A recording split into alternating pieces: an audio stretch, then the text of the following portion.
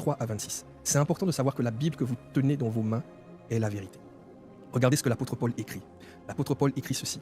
Car j'ai reçu du Seigneur. Donc, toujours dans ces révélations qu'il a appris de Dieu. Paul dit, car j'ai reçu du Seigneur ce que je vous ai enseigné. Il dit ce que j'ai... Je reprends, excusez-moi. Il dit, car j'ai reçu du Seigneur ce que je vous ai enseigné.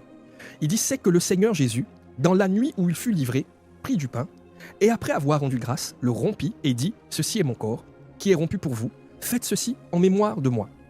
De même, après avoir soupé, il prit la coupe et il dit, cette coupe est la nouvelle alliance en mon sang. Faites ceci en mémoire de moi, toutes les fois où vous en boirez. C'est un verset qu'on utilise souvent dans mon église à Impact Centre Chrétien lorsqu'on veut prendre la Sainte Seine. Vous me suivez jusque-là? Si tu me suis jusque-là sur Zoom, donne-moi juste un bon amen. Amen. Ok. Amen. Amen. Est-ce que vous savez que ce verset-là en dit long sur la fiabilité de Paul? Vous savez pourquoi? Parce que ce que Paul est en train de décrire ici, la Sainte Seine, Paul n'était pas là le jour où ça s'est fait. Paul n'était pas avec les 12 disciples le jour où Jésus a fait ça. Est-ce que vous me suivez? Paul n'était pas là. Paul était un adolescent. Paul n'était pas chrétien. Paul était encore à l'école de Gamaliel. Paul n'était pas là. Il n'a pas pu voir ça. Il n'était pas parmi les 12 disciples. Mais Paul dit ici au verset 23, « Ce que j'ai reçu du Seigneur, c'est que le Seigneur, dans la nuit où il fut livré, comment Paul savait que Jésus était livré dans cette nuit-là? Makatala. Les amis, je ne sais pas si vous comprenez ce que je vous dis. La Bible. Comment Paul pouvait savoir? Il n'était pas là.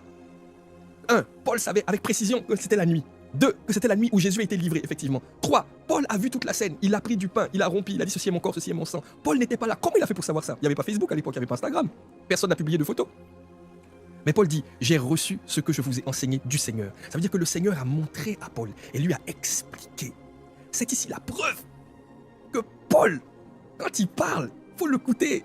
Il dit la vérité. C'est ici la preuve que tout ce que Paul enseigne, le parler en langue, le mystère de la Sainte Seine, le mystère de l'Église, quand Paul te parle de l'enlèvement, ça fait partie de ces choses-là que Dieu lui a montré. Donc Paul est digne de confiance. Contrairement à notre frère qui, lui, a eu une révélation, je crois que c'était dans une grotte, d'un ange qui lui a donné le message de cette religion-là.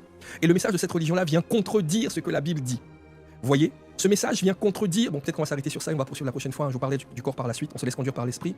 Mais ce que notre frère a reçu dans une grotte, je crois, hein, je ne suis pas sûr, vers l'an 638 je crois, et qui a donné naissance à cette religion qui est très connue dans le monde, cette religion-là vient contredire les Écritures. Et elle dit même que les Écritures de la Bible ont été falsifiées. Quelqu'un me suit?